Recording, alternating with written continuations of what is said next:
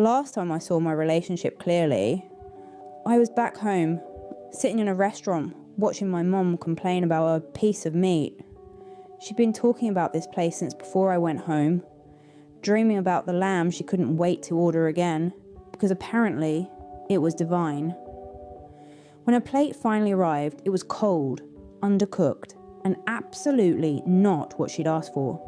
I suggested she ask the waits to fix it, or maybe order something else. She refused. "It doesn't matter," she said. She ate it anyway, muttering about how she'd leave a bad review on Google. I remember sitting there thinking, God, this is exhausting, and it's only lunch. But it wasn't just the moaning, or the meat.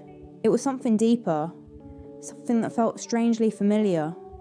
The way she sat there, clearly unhappy, yet unwilling to ask for something better. And I realised that's exactly how I'd been living, eating whatever life, or love, served me and convincing myself it was fine. Because the idea of asking for more, or worse, discovering I didn't deserve more, felt unbearable. And then it hit me, fork halfway to my mouth. This wasn't about the lamb. I was eating my own cold meal. I froze. Because in that instant, I could see my therapist in my mind, doing that thing she always does. The slight tilt of her head, the soft, knowing smile that somehow says, "I already know, but I'll let you get there." She would have waited a beat and said, "What's up?" That's when the tears came. Not the loud movie kind, just the quiet ones that say, "Oh, I finally see it." Have you ever had a moment like that? Something small and ridiculous that suddenly made everything make sense. A dinner, a drive, a sentence. I'd love to hear your version in the comments. Maybe our cold meat moments aren't so different after all. Because the idea of sending the meat back, of saying, "This isn't working for me," or "I'd like something different," felt worse than the quiet dissatisfaction. I guess it's that strange upper limit thing Gay Hendricks writes about in The Big Leap. He says we all have an invisible thermostat for how good life is allowed to feel. Mine was set just below peaceful.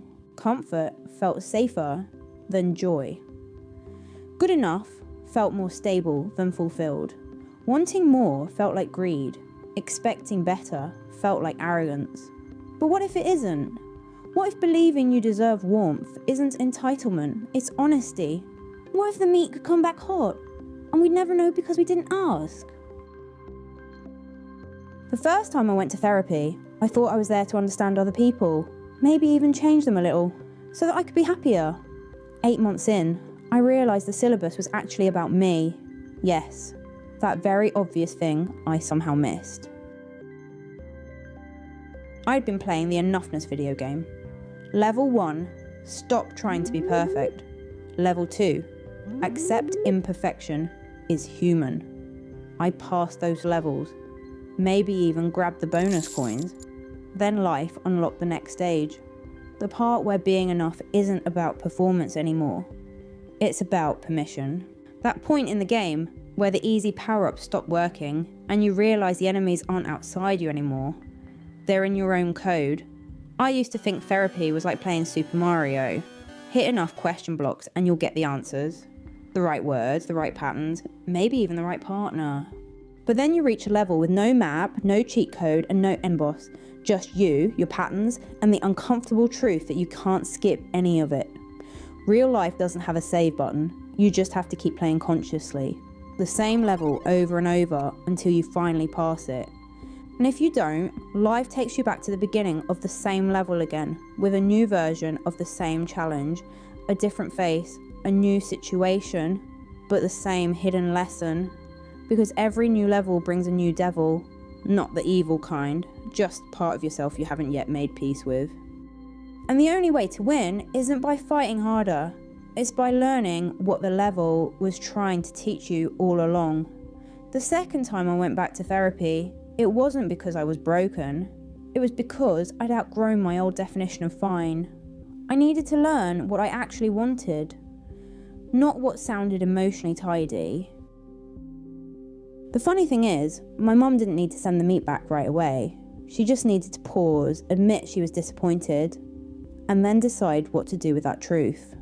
Maybe she could have asked the waiter, clearly and calmly, for something better. Maybe it still wouldn't have been perfect. But what if it was? That's what clarity gives you. Not guarantees, just the chance that things might improve. And maybe that's what we're really afraid of. That if we say what we need out loud, we will have to admit how long we've been pretending we don't have needs at all. And maybe that chance is the key to freedom. Freedom isn't the absence of pain, it's the presence of choice. Freedom isn't something someone hands you, it's something you claim for yourself, one honest decision at a time. The moment you realise you could ask for something different, even if you're not ready to yet, that's when the lock clicks open. My partner's moving out soon, and it's strange. I don't feel heartbreak, not exactly. More like an exhale I didn't know I'd been holding. Maybe endings don't always mean something went wrong. Maybe they just mean you've stopped pretending the meal still tastes good. The truth is, we're all sitting at some version of that table, staring at something that's gone cold, convincing ourselves it's fine. But if we can admit that it isn't, maybe, finally, we can start to taste what honesty actually feels like. And if this made you feel a little less alone tonight, you're not.